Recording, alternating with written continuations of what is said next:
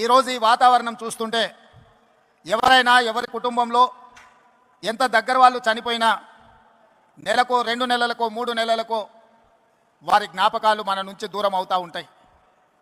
కానీ doctor YS Rajasekhara Reddy గారు మన నుంచి దూరమైన 15 సంవత్సరాలైనా వారి జ్ఞాపకాలు ఇంకా మన మదిలో మెదులుతున్నాయి.